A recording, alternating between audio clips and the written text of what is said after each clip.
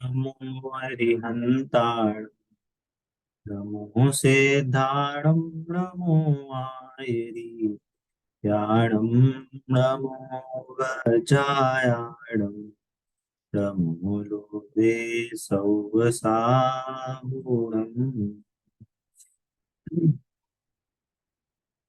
अभी हमारी मंगल शासन वन का पांचवा पाठ कर्म सिद्धांत, इस पे हमारी चर्चा चल रही है। तो लास्ट क्लास में हमने ये चर्चा करी थी कि कर्म का और राग द्वेष का क्या रिलेशन है ना। राग द्वेष किस किस को होते हैं, एक तो ये जाना था। और राग द्वेष के साथ कर्म का क्या रिलेशन है, ये जाना था।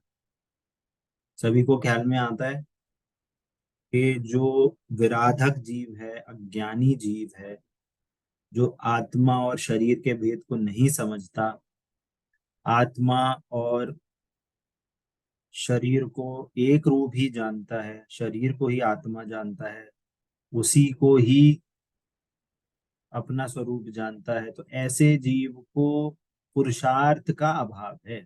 पुरुषार्थ का मतलब यहाँ पे ये है कि जो मोक्ष मार्ग का पुरुषार्थ है, उसका क्या है, मोक्ष मार्ग का उसे अभाव है। ऐसा जीव क्या है, ऐसा जीव कौन सा है, वो उसको कहते हैं दूसरे भाषा में विराधक जीव, है ना। तो उसको, ऐसा जीव जो है, जो आत्मा को शरीर जानता है, शरीर को आत्मा जानता है, भेद विज्ञान नहीं है, तो उसको भी राग द्वेष होते हैं। ठीक है। और जो जीव मोक्ष मार्गी है, आत्मा और शरीर में जिसको भेद विज्ञान है ना, उसको भी राग द्वेष हो। क्या बोला, जो मोक्ष मार्गी जीव हैं, भेद विज्ञान सहित हैं, उनको भी राग द्वेष होते हैं। तो दोनों जीव को राग द्वेष होते हैं। तो क्या बात बताई जा रही है कि अज्ञानी जीव को भी विकारी भाव होते हैं, ज्ञानी जीव भी हैं। जो ज्ञानी जीव का मतलब अभी है जिनको अभी वो मोक्ष नहीं हुआ है, ऐसे मुनिराज, ऐसे अणुव्रति शावक, ऐसे ज्ञानी जीव, समय दृष्टि जीव, उनको भी होते हैं राग द्वेष। वो भी, उनके पास भी विकारी भाव हैं। अभी उनको पूर्ण वीतरागता प्रकट नहीं हुई, अभी भी कुछ अंश में राग द्वेष के परिणाम अभी शेष हैं। वो क्या है, वो भी विकारी भाव है उनके पास। अज्ञानी के पास भी बहुत, उनकी उसकी क्वांटिटी ज्यादा है, उसकी इंटेंसिटी ज्यादा है। ज्ञानी जीव है, उनकी इंटेंसिटी कम होगी, उसकी क्वांटिटी कम होगी, पर वहां पे भी राग द्वेष है। तो वो जो राग द्वेष हैं, वो राग द्वेष हमेशा कर्म के उदय के पैरेलल में होंगे। बात इतनी सी है। बात अभी ये नहीं हो रही कि किसको कैसे क्या राग द्वेष होते हैं, बात ये बतानी है कि जब भी राग द्वेष होंगे, चाहे मोक्ष मार्ग की अवस्था में हो, चाहे संसार मार्ग की अवस्था में हो, कैसी भी अवस्था में हो, वो राग द्वेष हमेशा कर्म उदय सहित होंगे। ये नियम पॉइंट समझ में आ रहा है ना। अब प्रॉब्लम क्या होती है कि हम अभी ना कर्मोदय को समझते नहीं। कर्मोदय क्या है, कैसा है, अभी इसको समझते नहीं है कि कर्मोदय हो रहा है और राग द्वेष हो रहे हैं, ये समझ में नहीं आ रहा। तो एक एग्जाम्पल से समझते हैं। एक है ना, मान लो बहुत है ना, आपके मान लो आपके शहर का जो भी सबसे बिजिएस्ट चौराहा हो, है ना, कोई अपने बता सकता है अपने भोपाल का या कहीं का, अपने घर के आसपास जो बहुत सबसे बिजी है, हमेशा भीड़ भाड़ चलती रहती है, गाड़ियां निकलती रहती हैं, बैलगाड़ी निकलती रहती है, टेम्पो निकलते रहते हैं, बहुत सारी चीजें निकलती है ना। कोई इधर जा रहा है, कोई उधर जा रहा है, लोग इधर से जा रहे हैं, उधर से जा रहे हैं, है ना। तो मान लो वहां पे एक इंसान बैठा हुआ है ना। अब आ रहे हैं, जा रहे हैं, तो वो इंसान क्या समझे कि ये जो आ रही है ना गाड़ियां, गाड़ियां आई और किसी ने गाड़ी वहां चौराहे पे पार्क कर दी, तो वो क्या बोले, अरे ये तो मेरी गाड़ी है, कितनी अच्छी गाड़ी है, बढ़िया।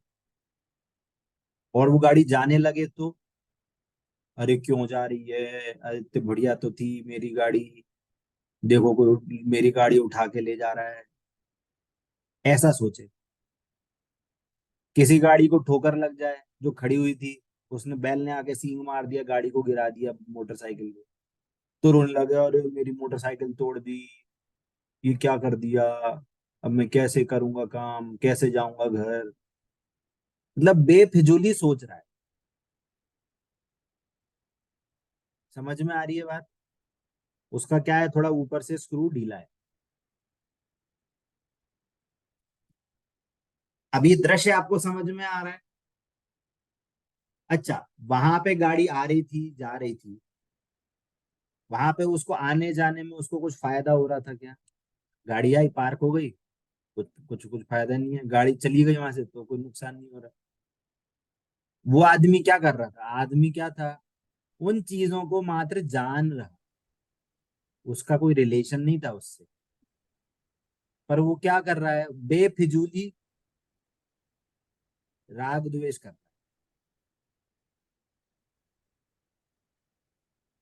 है ना?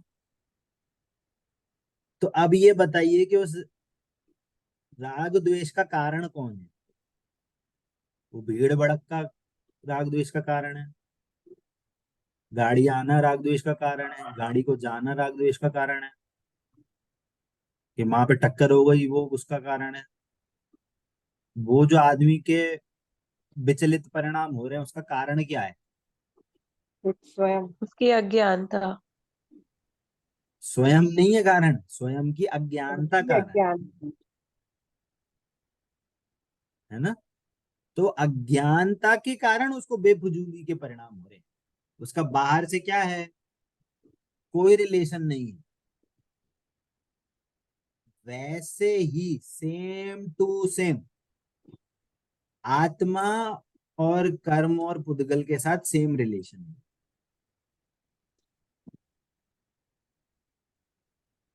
कोई आया मतलब किसी की शादी हो गई, पति आ गया, पत्नी आ गई, बच्चे आ गए, पहले से ही कोई गाड़ी खड़ी थी, मम्मी पापा थे पहले से ही, कोई चला गया, किसी की वियोग हो गया, किसी चीज का, गाड़ी का, बंगले का, कपड़े का, किसी परिवारजन का, किसी का वियोग हो गया। अब वो क्या हो रहा है, आवाजाही चल रही है बाजार में, आपके कंट्रोल में है, आप उसको कर रहे हो, आपके कारण हो रही है, नहीं हो रही, वो छोड़ो, ये तो बाहर की बात है। ये शरीर में, इस शरीर में जो काम हो रहा है वो आप कर रहे हो क्या?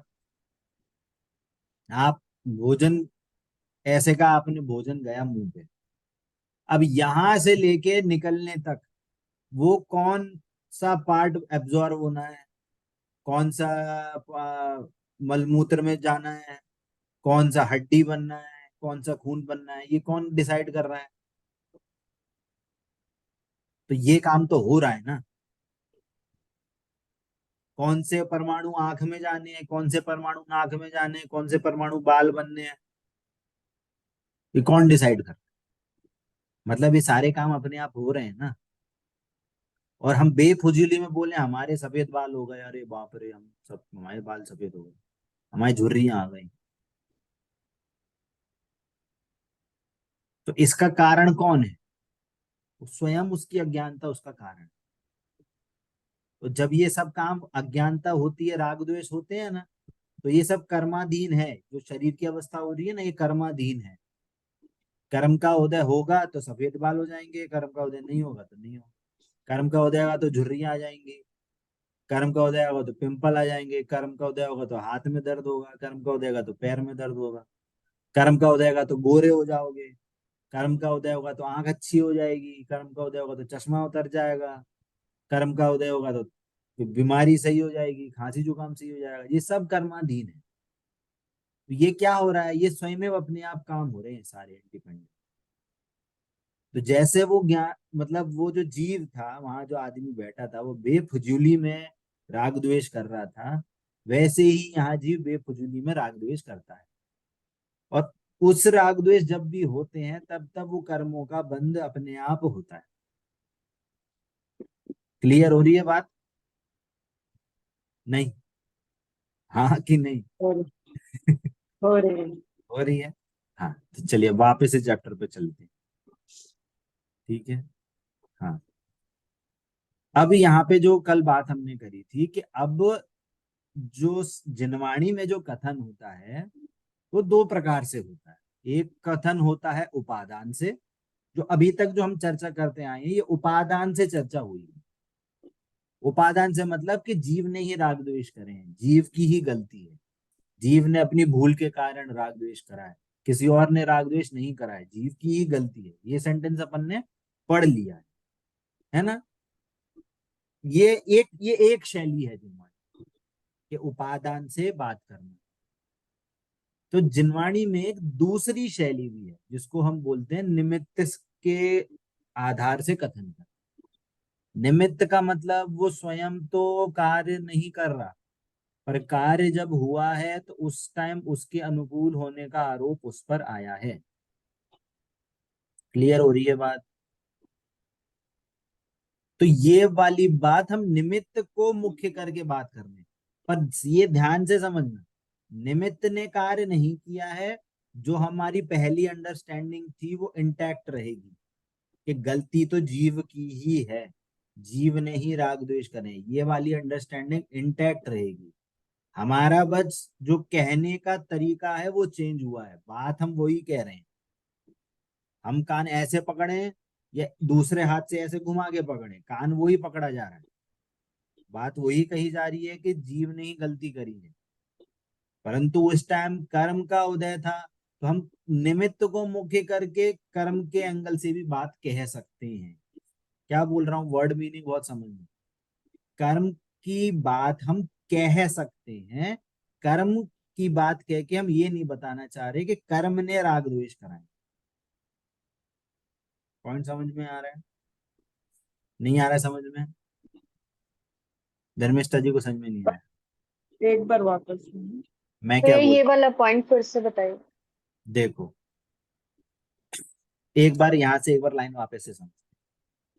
निष्कर्ष में हम ये कह सकते हैं कि पूर्वबद्ध मोहिनी आदि कर्मों के उदय के निमित्त पाकर आत्मा में उत्पन्न होने वाले राग द्वेष रूप विकारी भावों को भाव कर्म कहते हैं।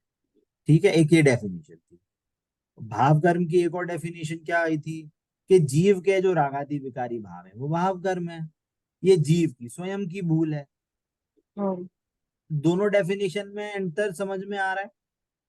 एक में कह रहे हैं कि जब जब कर्मों का उदय होगा तब जीव के जो भाव होंगे उसको भाव कर्म कहेंगे। और एक डायरेक्ट कह रहे हैं कि जीव के जो विकारी भाव होते हैं अपनी अज्ञानता से, उसको भाव कर्म कहते हैं। तो दोनों में डिफरेंस समझ में आ रहा है? एक को, एक तो स्वयं जीव की भूल को मुख्य करके बात करी कि जीव में राग द्वेष, एक बात कह रहे हैं जब कर्म का उदय होगा तब जो जीव के भाव होंगे तब उसको भाव कर्म कहेंगे। दोनों में सेंटेंस में डिफरेंस है क्या? एक ही मतलब हुआ ना। हाँ, मतलब एक ही है, पर दूसरे सेंटेंस का मीनिंग जो है वो हमारा कर्म को मुख्य करके बात है। ठीक है। इतना सा मीनिंग है कि हमने, क्योंकि जो रागादि भाव हैं वो कर्म के उदय के टाइम पे ही होते हैं, है ना? तो हम उसको कर्म के खाते में डाल देते हैं, उन रागादि भावों को, है ना? इसलिए कर्म को मुख्य करके बात करते हैं। पॉइंट समझ में आ रहा है? परंतु हमें ये नहीं समझना है कि कर्म ने वो भाव कराए, कर्म के कारण भाव हुए, क्योंकि जनरली अंडरस्टैंडिंग लोगों की ये बनती है कि अरे कर्म का उदय नहीं होगा तो रागादि भाव नहीं होंगे क्या? कर्म का उदय है तो रागादि भाव होंगे। ऐसा रिलेशन नहीं है कि कर्म ने कराए हैं। हाँ, ये रिलेशन है कि कर्म का उदय होगा तो जीव में राग आदि भाव अपने आप होंगे, वो जीव की गलती से, पर कर्म नहीं करा। कर्म अलग है, जीव के भाव अलग। प्रतीक्षा जी कुछ पूछ रहे हैं क्या? नहीं, क्लियर होता है। उपादान से एक डेफिनेशन दी है और एक निमित्त से डेफिनेशन दी है ना, ये हाईलाइटेड यहाँ पे लिखी है, वापस से पढ़ते हैं। पूर्वबद्ध मोहिनी आदि कर्मों के उदय के निमित्त पाकर आत्मा में होने वाले मोह राग द्वेष रूप विकारी भावों को भाव कर्म कहते हैं। ये भाव कर्म है, दुख रूप है, अतः हे है ना। ठीक है, ये क्लियर हुआ इतना, दो पैराग्राफ। हाँ ठीक है, चलिए अब आगे बढ़ते हैं। भैया जीव जी। के मोह। हाँ, प्रतीक्षा जी कुछ पूछ रहे हैं क्या? जी भैया जी, मोहनीय को हाईलाइट क्यों किया है? मोह को करा है, मोह अज्ञानता अच्छा। मोह, है ना। वो तो आठों कर्म के उदय से रिलेशन है उसका, अकेला मोह से रिलेशन नहीं है। वो तो ऐसे कह दिया कि अज्ञानता है, मोह है, इसलिए उसको कर्म के उदय से राग द्वेष हो रहा है। ठीक है। ठीक है भैया जी। हाँ, अब आगे क्या कह रहे हैं? जीव के मोह राग द्वेष रूपी भाव कर्मों का निमित्त पाकर इसी काल में कार्मण वर्गणा का कर्म रूप वर्णमित होकर आत्मा के साथ संबंध हो जाना द्रव्य कर्म कहलाता। अब देखना, जो हमने पहले साइकिल बनाई थी,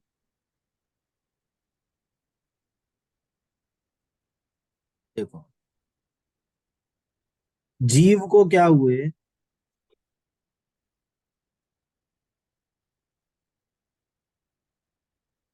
क्या हुए? अभी हम राग द्वेष के लिख रहे हैं, आप उसको मोहराग द्वेष अज्ञानता सब जोड़ लें अपने आप। जीव को राग द्वेष भाव हुए,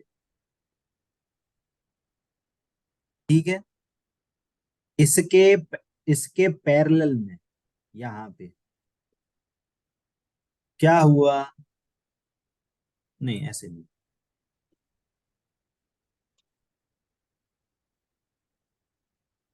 हाँ, ऐसे लिखते हैं बच्चों, इसको थोड़ा सा छोटा करते हैं। हमने लिखा यहाँ पे राग द्वेष, ठीक है।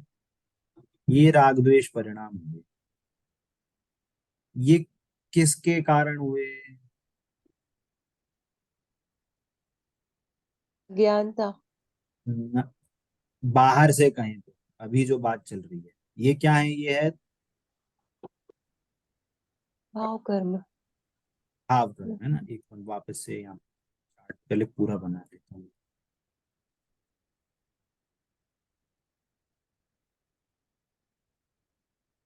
ठीक है, अब समझते हैं। यहाँ पे क्या हुआ? जब ये राग द्वेष हुए तो यहाँ पे क्या हुआ? द्रव्य कर्म का उदय।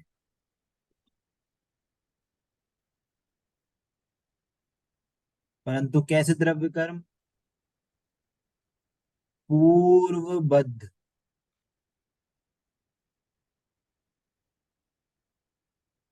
यहाँ पे डेफिनेशन लिखी थी ना अभी, पूर्वबद्ध कर्मों के उदय के निमित्त पाकर।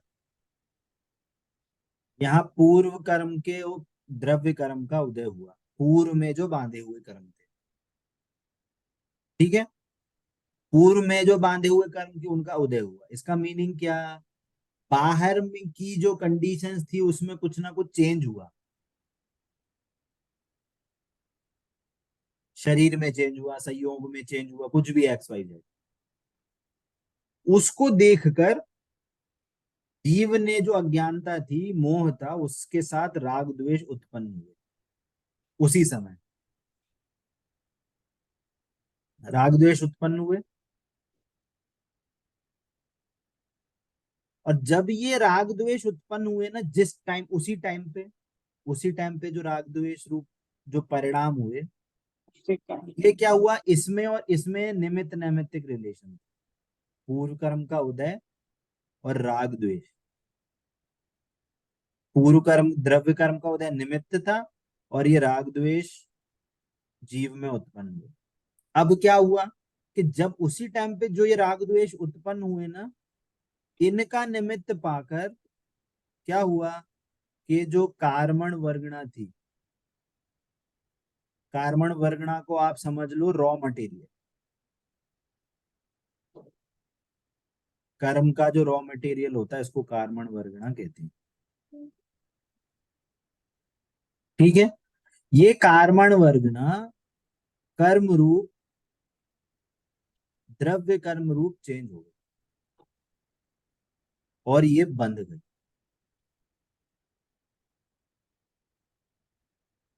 एक सेकंड, ये क्या हुआ है?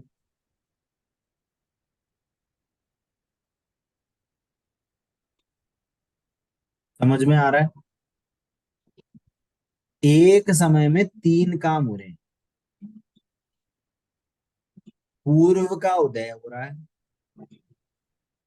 पूर्व के उदय से उसी टाइम उसको देखकर उससे अपने को अटैच होकर राग द्वेष के रूप परिणाम हो रहे हैं, और जो राग द्वेष रूप परिणाम हो रहे हैं उसका निमित्त पाकर रॉ मटेरियल जो है कार्बन वर्गना कर्म रूप चेंज होकर द्रव्य कर्म रूप बंध रही।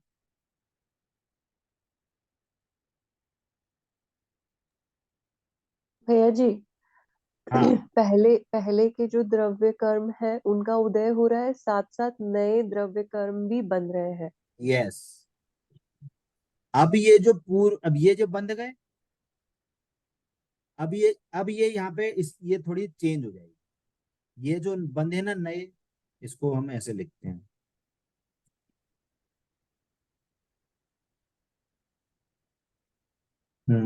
एक सेकंड, इरेजर का है।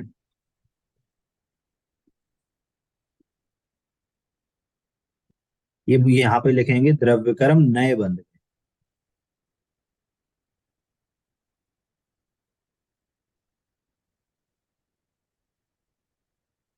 ये ऊपर लिखा दिख रहा है आपको?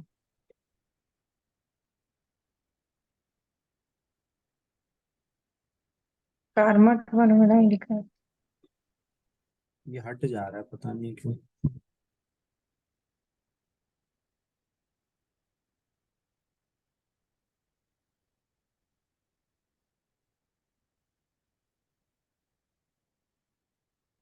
ठीक है, क्या हो गया इसको, ये हट क्यों रहा है ये?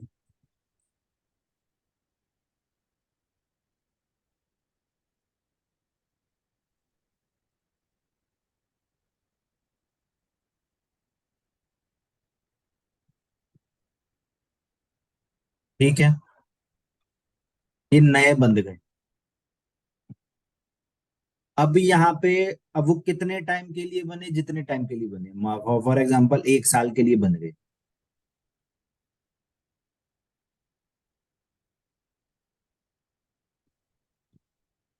10 साल के लिए बन गए। ठीक है, 10 साल के बाद क्या हुआ? अब यहाँ पे ये पूर्वबद्ध जो थे,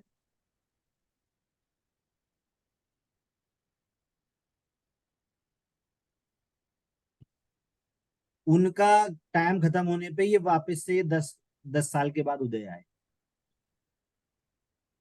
फिर उसने जीव ने राग द्वेष हो गए।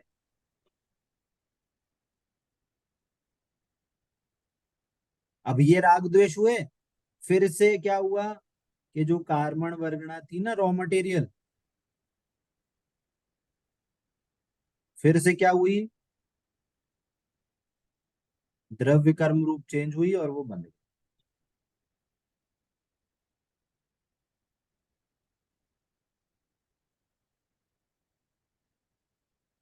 अब जो जितने टाइम के लिए बंधे, फिर ये द्रव्य कर्म उदय आएंगे, फिर राग द्वेष होगा, फिर ऐसा आएगा, फिर ऐसा, ये साइकिल कंटिन्यूअस चल रही है।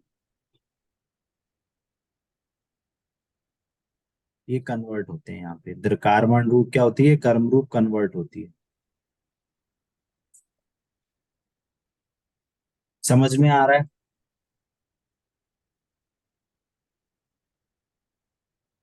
ठीक है, तो हमें प्रॉब्लम कर्म के उदय से नहीं है। हमें प्रॉब्लम है जो नए बंध रहे हैं ना, उससे दिक्कत है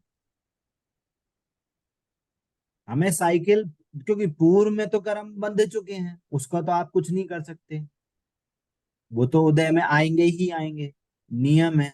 अपने टाइम से आना है तो कर्म उदय में आएंगे ही आएंगे। तीर्थंकर तक नहीं बचा सकते उस कर्म उदय को, उनको उदय में आना है तो आएंगे ही। हमारे हाथ में है कि हम राग द्वेष यदि भाव रूप नहीं परिणमित हो, तो हमें ये जो कर्म का ये जो बंधन हो रहा है वो रुक सकता है। ठीक है, ये एक हमने एक एक्स्ट्रा चीज समझी है अभी। ठीक है, ये साइकिल चल रही है। अब ये साइकिल को ध्यान में रखते हुए हम नई डेफिनेशन को समझते हैं। पहली डेफिनेशन क्या बोली थी कि पूर्वबद्ध कर्मों के उदय के निमित्त को पाकर आत्मा में उत्पन्न होने वाले विकारी भावों को भाव कर्म कहते हैं। अब जो भाव कर्म उत्पन्न हुए उसी टाइम पे, तो क्या बोल रहे हैं कि अब जीव के जो मोह राग द्वेषी रूपी भाव कर्म का निमित्त पाकर उसी काल में कार्मण वर्गणा का कर्म रूप परिणमित होकर आत्मा के साथ संबंध हो जाना द्रव्य कर्म कहलाता है। आत्मा के साथ संबंध का मतलब है कि वो जो है वो कार्मण शरीर में बंध रहे हैं, और उसका एक क्षेत्राव का संबंध है आत्मा के साथ, तो कह रहे हैं आत्मा के साथ संबंध हो। क्लियर हो रहा है? 23 प्रकार की वर्गणाओं में से कार्मण वर्गणा भी एक वर्णा स्कंध है। जीव जबरन द्रव्य कर्म को नहीं करता। क्या हो भैया, बंद जाओ, जबरन नहीं बोलता। जीव तो मात्र भाव कर्म ही करता है। उसका बाउंड्री जो है जीव की, वो सिर्फ और सिर्फ भाव कर्म तक करने की बाउंड्री है उसका काम। वो उस बाउंड्री से पार नहीं होता, उस बाउंड्री को का उल्लंघन नहीं करता जीव। जीव का कर्म सिर्फ राग द्वेष तक का सीमित है। पर जब राग द्वेष होते हैं तब कर्म स्वयमेव कार्मण वर्गणा मतलब कर्म रूप परिणमित होती है और कार्मण शरीर में बंध जाती है, जिसका जीव के साथ अनादि से एक क्षेत्राव का संबंध है। और जब तक मोक्ष नहीं होगा तब तक वो एक क्षेत्राव का संबंध बना रहे। इसलिए उपचार से यह कहा जाता है, ध्यान से सुनिए, कह रहे हैं वास्तव में कर्म जीव के साथ नहीं बंधे। जीव कर्म है वो कर्म के साथ ही बंधे, पर ये कह रहे हैं कि जीव ने कर्म का बंधन किया। क्लियर हो रहा है सभी को? हाँ जी के ना जी? जी भैया जी। सुनैना जी, प्रतीक्षा जी जी, हो रहा भी है जी। है ना? चलिए आगे क्या बोल रहे हैं। इन द्रव्यों को नष्ट करने के लिए जीव को पृथक से कोई पुरुषार्थ भी नहीं करना पड़ता। अच्छा, वो जो आदमी बैठा था उसको जो टेंशन हो रही थी कि उस बैल ने आके वो मोटरसाइकिल पे टक्कर मार दी, और उसको बहुत दर्द हो रहा है मन में कि अरे यार मेरी साइकिल टूट गई, मोटरसाइकिल खराब हो गई, उसमें वो टायर पंचर हो गया। तो उसको जो दुख हो रहा है, उसको दुख दूर कैसे होगा? मोटरसाइकिल को हटा के रख दो। मोटरसाइकिल को क्या करो, मोटरसाइकिल को, है ना, बाहर सड़क में पार्क नहीं करो, अंदर कहीं घर में जाके पार्क करो। ऐसे कर दें तो हो जाएगा सॉल्यूशन। कि बैल को, गायों को एकदम गौशाला में ही बांध के रखो, सड़क पे नहीं घूमने दो। क्या है सॉल्यूशन उसका? जीव को, उस जीव को अपनी टेंशन को दूर करने का उपाय क्या है? उसको जो बीमारी हो रही है बेफिजूल की, उसको दूर कर दे। उससे क्या होगा? उससे मोटरसाइकिल में टक्कर नहीं लगेगी। अरे मोटरसाइकिल में टक्कर लगे 10 बार लगे, जिसकी हो जिसकी भी लगे, परंतु अज्ञानता का दुख नहीं हो। उस अज्ञानता से संसार में जितनी भी चीजें चेंज हो रही हैं वो रुक थोड़ी जाएंगी। उसमें हमें कुछ हस्तक्षेप नहीं करना है। संसार में दसों काम चल रहे हैं, हजारों करोड़ों काम चल रहे हैं, कोई भी चेंज हो रहा है, आपके वेद विज्ञान से ना वो चेंज होंगे, ना हमें उनमें कुछ चेंज करना है। हमें बस अपनी अज्ञानता को चेंज करना है, तो जीव उससे सुखी हो सकता है। बड़े पंडित जी एक बात कहते हैं कि हम ये जो भेद विज्ञानी जीव होते हैं ना, वो ये नहीं कहते कि तुम्हें हम सुखी हो जाए, तुम सुखी हो जाओगे अभी के अभी। आपको जो ये चीजें से जो दुख होता है, उसकी टेंशन दूर हो जाएगी। चीजें भले ही चेंज हो कि ना हो, आपको बोलो गर्मी लग रही है, हमें ठंडी लग रही है, इससे हमें हटाओ, इसके ये कोई दुख नहीं। उसके से जो दुख होता है, हम उससे आपको दुखी नहीं होने दें। बाहर की कंडीशंस को आप कोई चेंज नहीं करो, आप अंदर में अपने आप को चेंज करो, तो बाकी सारी चीजें आपको दुखी नहीं होने दें। बात समझ में आ रही है? आगे क्या कह रहे हैं कि इन द्रव्य कर्मों को नष्ट करने के लिए जीव को पृथक से कोई पुरुषार्थ नहीं करना पड़ता। जीव और पुद्गल दोनों भिन्न भिन्न द्रव्य होने से एक दूसरे के कर्ता नहीं है। क्लियर होता है? जीव और पुद्गल अपना अपना काम करते हैं, वो एक दूसरे का नाम नहीं करते, काम नहीं करते। है ना, पूजन में भी पढ़ते हैं अपन क्या, जड़ चेतन की परिणति सब अपने अपने में होती है। अनुकूल कहें प्रतिकूल कहें, ये अच्छी चीज है, ये बुरी चीज है। ठंडी अच्छी चीज है, गर्मी बुरी चीज है। बरसात अच्छी है, बरसात बुरी है। तो ये क्या है? ये झूठी मन की वृत्ति है। कोई एक दूसरे का काम नहीं करते, जीव अपना काम करता है, पुद्गल अपना काम करता है। जब जीव अपने पुरुषार्थ से आत्मा का आश्रय करता है, मतलब वो ऐसा जानता है, मानता है और वैसा ही अनुभव करता है। आश्रय लेने का मतलब क्या है? कि वो अपने आप को आत्मा जाने, वैसा ही विश्वास करे और वैसा ही अनुभव करे, तो कर्म स्वयं ही कर्म रूप न रहकर अकर्म रूप हो जाते हैं। मतलब जो वो कन्वर्जन हो रहा था, हमने बात किया ना, ये राग द्वेष हो रहे हैं। अब क्या हो कि हमने जब आत्मा का स्वरूप जाना, क्या हुआ कि हमें जब भेद विज्ञान हुआ, भेद विज्ञान का रिजल्ट क्या निकला?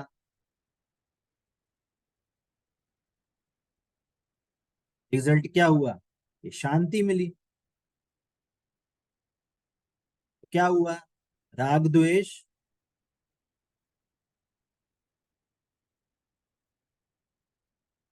राग द्वेष उत्पन्न नहीं हुए। तो ये जो राग द्वेष रूप उत्पन्न नहीं हुए, वो उससे क्या हो रहा था कि जो नए कर्म बन रहे थे ना, ये वाला काम जो हो रहा था,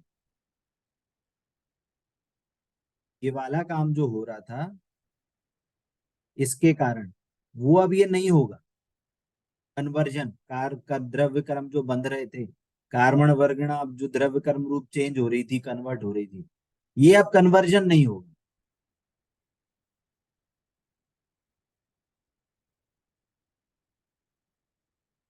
है ना? या दूसरे शब्दों में कहें, द्रव्य कर्म का बंधन रुक गया।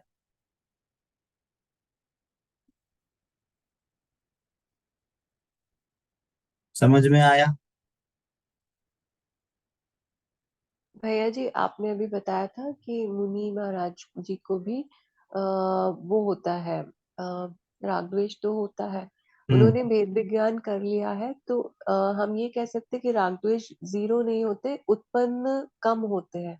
हाँ। जैसे आपने लिखा है अभी कि राग द्वेष हाँ, उत्पन्न नहीं होना। अभी देखना, उसमें भी डिफरेंस है।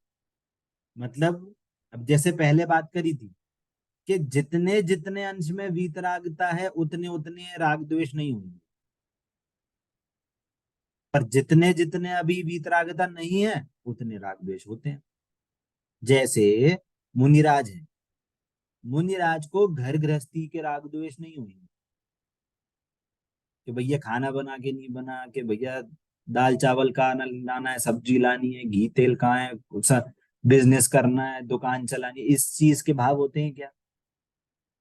नहीं भैया जी। नहीं होते। इसका मतलब क्या है कि उनको उन सब चीज से वीतरागता हो चुकी है, वो उन्हें सिर्फ परिणाम उनको संग उत्पन्न के। नहीं होंगे। हाँ। उतने राग द्वेष उत्पन्न नहीं होंगे ना, तो उतना कर्म बंधन भी नहीं होगा। परंतु राग द्वेष कैसे होंगे?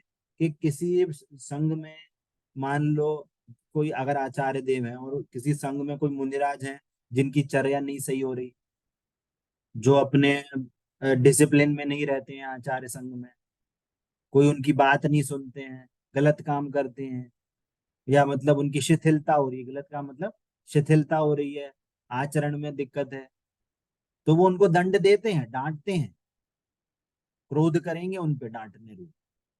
पर वो डांटना किसके लिए है? कि आप मोक्ष मार्ग में आगे बढ़ो। वो डांटना उसके लिए नहीं है कि जो अपन पढ़ाई और सांसारिक चीजों के लिए डांट रहे हैं, वो वैसा डांटना नहीं है। वो डांटना इसके लिए है कि आप मोक्ष मार्ग में आगे बढ़ो, आप स्वाध्याय करो, या आप ये आपके इस नियम में ये गलती हो रही है। समझ में आ रहा है? उनको उस रूप भाव होंगे, तो वो आगम के अनुरूप है। वो जो भाव भी हैं वो भी आगम के अनुरूप हैं, जिनवाणी उनमें अलाउ, मतलब उनके पद के पद के अनुसार होते हैं वैसे भाव। डांटना, क्रोध करना, मतलब संघ में अगर कोई ऐसा गलत काम करता है या शिथिलता होती है डिसिप्लिन बनाने के लिए, तो वो भाव होते हैं। अपनी निंदा गरा करते हैं, अपने अपने को संबोधन करते हैं, तो वो भी राग द्वेषी तो है। जिनवाणी लिखना है, ये शुभ भाव है, दया का परिणाम है वो भी। आचार्यों को भी दया आती है, तो दया आने से वो जिनवाणी की रचना करते हैं कि अरे सांसारिक जीवों के लोगों को ये मोक्ष का मार्ग नहीं पता है, चलो कुछ लिख के उनको मोक्ष का मार्ग का उपदेश दे दें। तो जिनवाणी का लिखना भी वो एक दया का परिणाम है उनकी तरफ से। तो वो भी क्या है? वो शुभ राग है वो। तो जितना राग होता है फिर उतना बंद होता है, उतनी क्वालिटी का, उतनी इंटेंसिटी।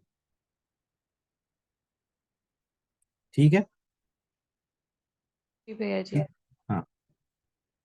तो क्या बोल रहे हैं कि जब राग द्वेष नहीं होते तो वो अक्रम रूप रहते हैं, मतलब वो कन्वर्जन नहीं होता।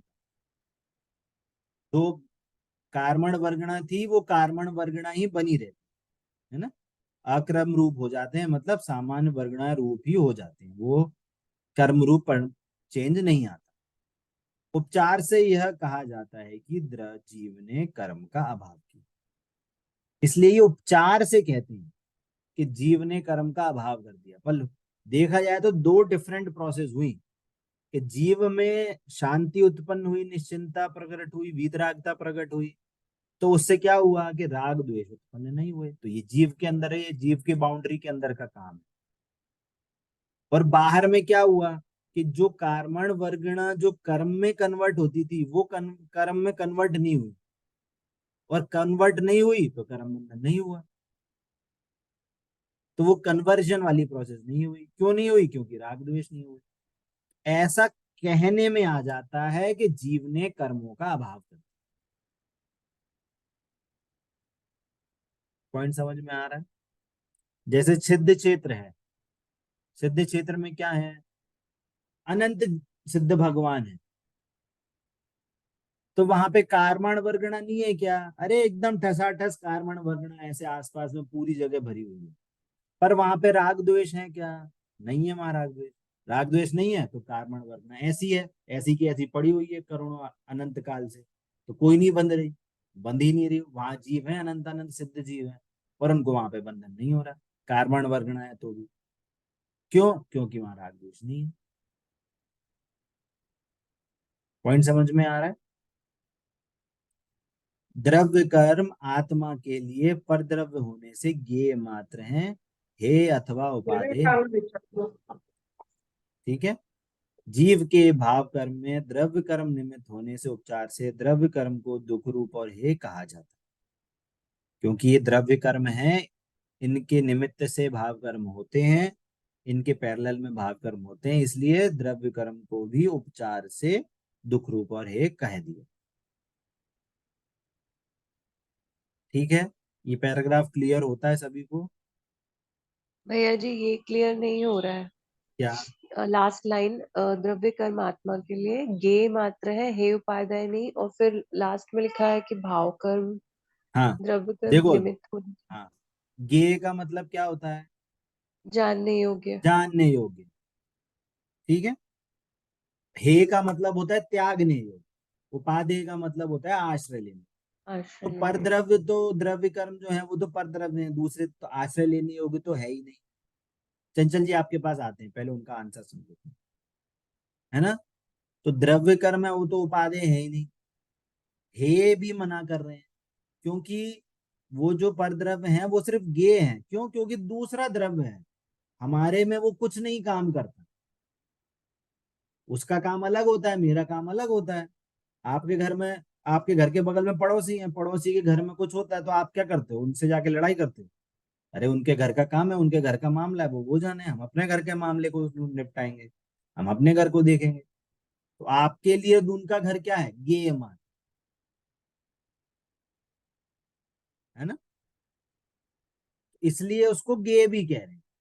परंतु जो द्रव्य कर्म का जो निमित्त होता है वो भाव कर्म के साथ जुड़ा है। हमारे को टेंशन किससे होती है? भाव कर्म से टेंशन होती है। वास्तविकता में हमें द्रव्य कर्म से टेंशन नहीं है, हमें टेंशन है भाव कर्म की। हमको दुख का अनुभव किससे होता है? भाव कर्म के कारण। तो वो जो भाव कर्म है ना, और उसके निमित्त से द्रव्य कर्म का उदय, द्रव्य कर्म का बंद हो रहा है। इसलिए हम उसको द्रव्य कर्म को एक उपचार से कहते हैं कि वो भी दुख रूप है, इसलिए वो भी है, क्योंकि उनका संबंध भाव कर्म से है। पर वास्तव में देखें तो कोई रिलेशन ही नहीं, है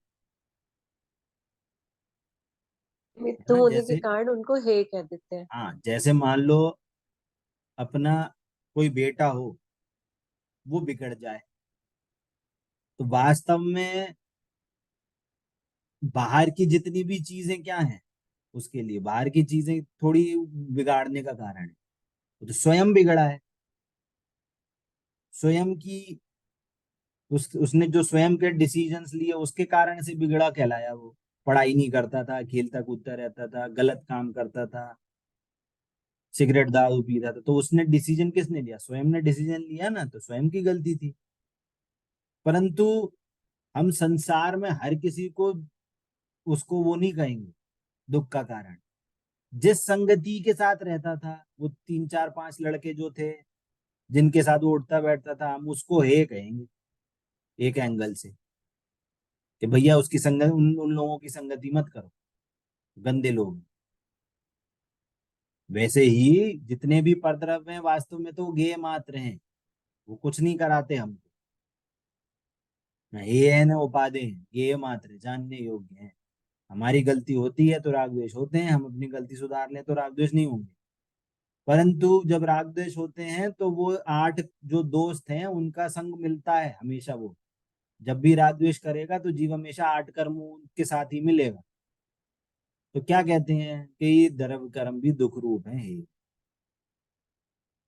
बात समझ में आई प्रतीक्षा जी? जी भैया जी क्लियर है पूरा। ठीक है। हाँ, चंचल जी आप क्या पूछ रहे थे? भैया जी उत्तम माधव धर्म के बारे में बता दीजिए कुछ। अभी तो टाइम हो गया है, मेरा ऑफिस का काम है। उत्तम मार्दव के लिए तो यूट्यूब में बहुत सारे प्रवचन डले हैं, आप वो सुन सकते हैं।